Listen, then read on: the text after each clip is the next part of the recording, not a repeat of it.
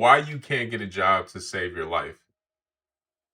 Have you ever noticed that the more you have done or accomplished in your life, the less likely you are to get hired? No? You don't believe me? How do I know this is true? Because I'm a store manager myself. I deal with this all the time, and I can give you guys a little insight on how to get hired or at least noticed. Half of the battle is just to get noticed, honestly. If a manager recognizes your face and they can say, "Oh, I know him. I know that guy. I met him before and he was cool. Let me call him up." You're already halfway there. Trust me. I, that's honestly how I've hired 75% of my employees, just off of face value and just off of it's almost like an intuition when you're a store manager. You honestly become a good reader of people. You understand how, when people bring BS to the game and people really want to work. It's honestly almost like a superpower when you become a store manager. But let's get back to the thing. Companies don't want to hire a 10 plus year vet that is used to working in their field. You become a threat to them. They have a fear that you might rise up through the ranks and take somebody's spots. Honestly, probably theirs, because they're not doing a good job. Only people that have a fear never hire you. If somebody has a fear of losing their job and they see you as a potential competitor, do you really think that they're going to hire you? Do you think they're going to hire their replacement? No, they're not. They're not going to hire their replacement. So eventually, no matter the company, every company falls under a self-preservation rule. They would rather hire a young, dumb, and irresponsible person to do an entry level job, knowing that they will eventually mess up, so a promotion is never granted. The ones that do stay are basically their quote unquote golden children, their model employees, the ones that set the standard. But in order to get one of those model employees, you have to go through hundreds, and I do mean hundreds of employees. They're basically churning the meat grinder, and you're a part of that. And if you're not one of those lucky few that gets to stay, you're out of there, buddy. Yeah, go ahead, pack your bags right now because you are not making it out. The older you get, the more of a liability you become to a business. It costs more to invest in you than a younger person. You might think that you have every single quality a job is asking for, right? But you're also asking yourself, how come I'm not being selected? What's wrong with me? Let me just put it in video game terms. I'm going to bring up a video game that has nothing to do with what I'm playing right now. It's Call of Duty. I know I suck, but hey, I'm gonna get better as this thing goes on. Trust me. I'm gonna use 7 Days to Die as an example. It's basically a zombie sandbox survival game. Every 7 days in this game, a blood moon horde will come to your exact location to try and end you. I can't say the other word because YouTube. Um, the game gets progressively harder the more you play. Your job is to survive for as long as possible. Hence the name 7 Days to Die. If you're playing on, let's say, day 700, and you miscalculate how hard the horde is going to be, and they manage to break in and destroy your base with all of your belongings in it, you're faced with two things. Either I can stay here, grind it out, and suffer again. I only have 7 days to rebuild everything from the ground up, or I can just go ahead and start a new world, new fresh, new face, new fresh. What the hell? New person, new world, fresh. What do you think 9 times out of 10 people are going to do? They're going to go ahead and start a new world. Just the thought of you trying to rebuild your base again on thinking about all the materials thinking about the cost that it's going to take to rebuild your base, thinking about all the missions you've done, all the crazy stuff that you had to accomplish in order for your base to be here. Just the thought of that is going to make 90% of players up and quit. They are not going to want to come back and rebuild their base. Trust me, I've been there. I've done that. Miscalculation, and boom, whole thing done. You know, of course, there's always the outliers that stay there until the end, and then they rebuild their base on the same world. More oftentimes than not, people are just gonna quit and go back to a new one. So that's you. If you are 30 years old trying to get a new job, you are not going to get that job. Because one thing that young people have is that they're dumb and that they're ignorant and they don't know their worth and they can get taken advantage of. When you're 30, just like me, there is no job in the world that can take advantage of you. Trust me. There is no job in this world that can take advantage of you. Why? Because we've been working since we were 16. In my case, 14. But, that'll be another story for another day. At this point, there isn't a company alive right now that can play me. Why? Because I've been through the BS. I've been through the late nights. I've been through the OT. I've been in the days where there was nobody on the floor except me. I've been through those days. So if I go to if I leave my current company and I go somewhere else, best believe I'm going to ask for everything. I know what I'm doing. It's all about the easier option. That's how every single company thinks. That's the sad reality of things.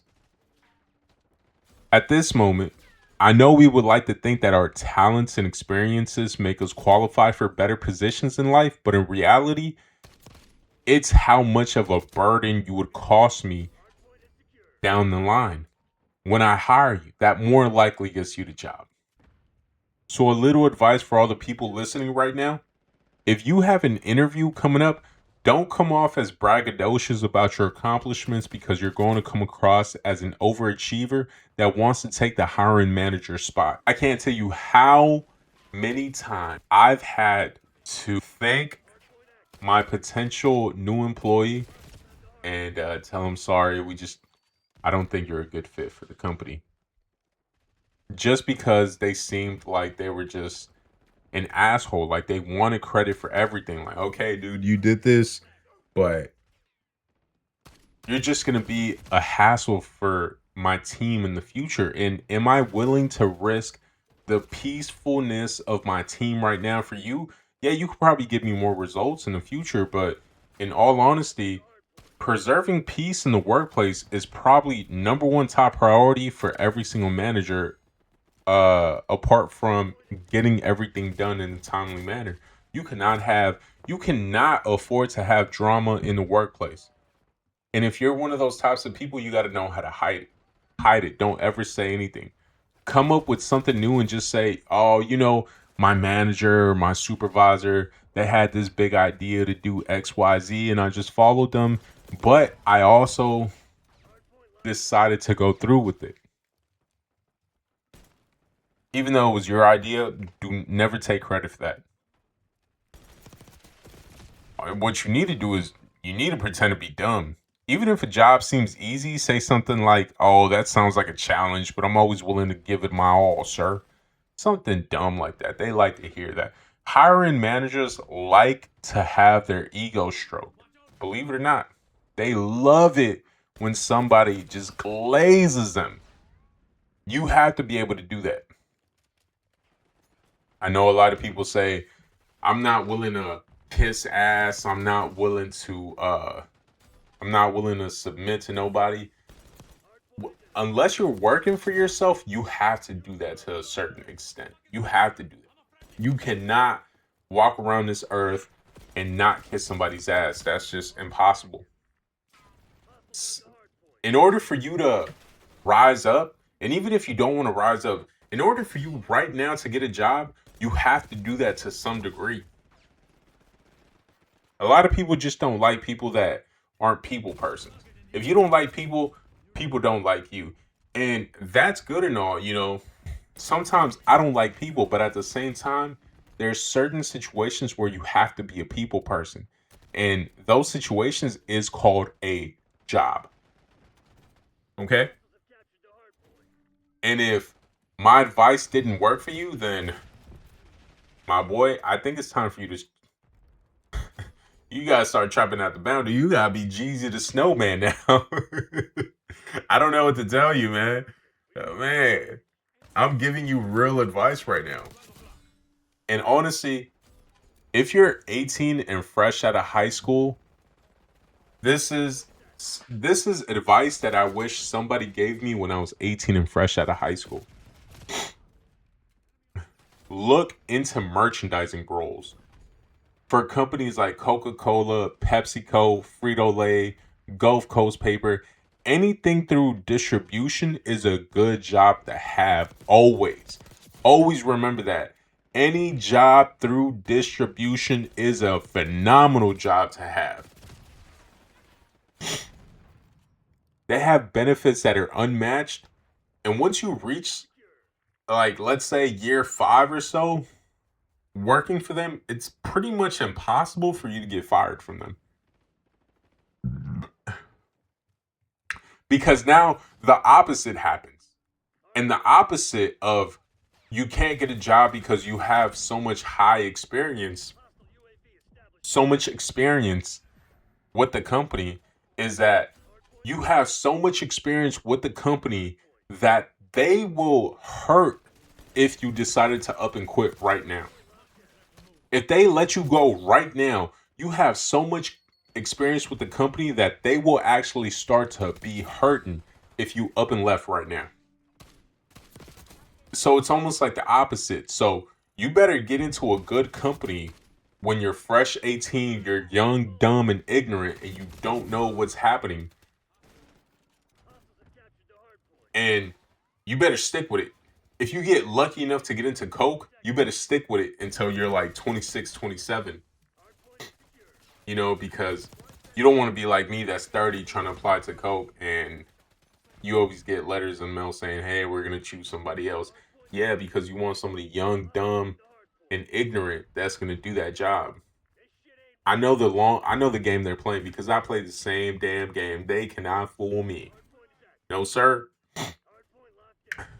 You know, but at the same time of you working that job, do something on the side. Have a side hustle, please. Something, man. You YouTube, stocks, a side hustle, land, property. Land and property is the same thing. I don't know why I said that. These are revenue sources that the earlier you start, the better. And honestly, YouTube is something that anybody can start right now. I wish I would have started YouTube when I was 18. If I started YouTube when I was 18, I would not be in the position that I'm in right now. I promise you that. YouTube is one of those things that you'll start making money while you sleep. I haven't gotten to that point, but golly, when I do get to that point, you think I'm showing up for my job? Hell nah. Y'all got me effed up. I ain't showing up for my job. If I'm making money on YouTube, you think I'm going to wake up out of my sleep to go to work? No. I'm going right back to sleep. I wish I could do this full time. You know, I got to stop saying, you know. You know, YouTube is one of those things that you can make money off of content, especially if you're genuine. People love genuine people on YouTube.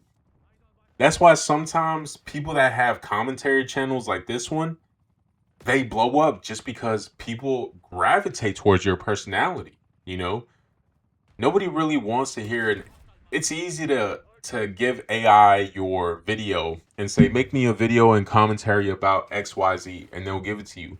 But immediately you'll start hearing that AI voice. You know what I'm talking about? That, hey guys, so the I can't even replicate it. It's like an AI monotone voice that you could easily pick up. Anybody can pick up the AI voice. And immediately you become turned off. You do not want to listen to it anymore. And it just becomes annoying. Such a low effort video.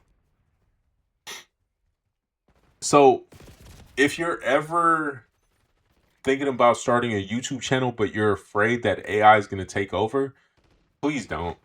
Don't be afraid. Because one thing I can assure you, I can guarantee you, AI will never take over content creation. Yes, maybe AI in the future will work at a godlike pace and release 30, 40, 50 videos a day. But one thing AI will never replace, and and artificial intelligence will never ever get to experience, is the human shared experience. I guarantee you that. Because there is a difference between hearing somebody online and seeing them in person randomly at a Walmart. And then you're like, oh my God, dude, can I take a picture with you? And then they're like, yeah, sure. You take a picture with them. You're like, dude, guess who I met at Walmart? What the heck? This is crazy. That is something that AI will never get to experience. And that's why YouTube creators that stay original and stay genuine to themselves will always outwin AI. It doesn't matter whether you're cranking out 50 videos a day if none of your videos is attracting a genuine audience. If nobody messes with you, you do not have a fan base. You have people that just watched you because you were bored. And that's what I mean, man. If you're 18 and you're young, just always remember, find something you genuinely love to do. I stayed so long in my stepdad's business because I genuinely love to be a store manager at an independent grocery store. I have not worked for a big company, a Fortune 500 company, since I was 18 years old. I have not worked. No, actually, I lied. Since I was 21 years old, I have not worked for a Fortune 500 company since I was 21 years old. I'm 30 now, and I'm glad I haven't worked for one like that. It's just, I see the way people are stressed and people talk. I do not want to be like that at all.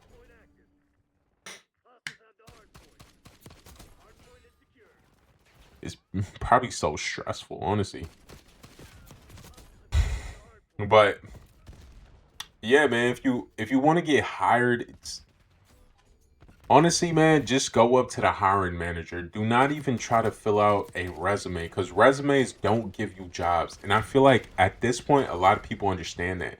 Resumes do not lead you to a job. If you want to get a job from that company, listen, I've had people come up to me 4 times in a row asking for the same job. And those people, guess what happens? I end up hiring those people, and those people end up being my best employees because they're persistent.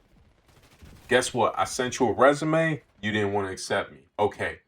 I'm going to go up to the office tomorrow and I'm not leaving until I get an interview. It's either you're going to give me an interview or you're going to call the cops for truancy, for soliciting. Either or. But I have to see it through. One of the things my stepdad would always tell me is you have to see it through. You already had the baby. You already got her pregnant. You have to see it through. You gotta it's weird. He would always tell me, once you do something, you have to see it through. And if you don't, why did you even start it off in the first place? It's like you're in a relationship with a girl and you get her pregnant. Your girl, once and when she's having your baby in childbirth, it's not like she could just say, "Oh, I don't want it no more." She has to see it through with all the pain and all the despair in her voice, all the anxiety in her body. She has to see it through. And then what happens after that? You have a beautiful baby in your life. You're going to go through some pain, young man or old man, whoever's listening out there. But it's going to be all worth it at the end of the day. Do what you got to do, man. And if you made it this far and you heard me and you loved me yapping to you, hey, man, I appreciate you. Thank you. Go ahead and leave me a like and share it with your friends. And I got more stories, man. If you want to hear about it, man, just go ahead, leave me a like, leave me a couple comments. Yeah, leave me a couple comments down below, and leave me a couple.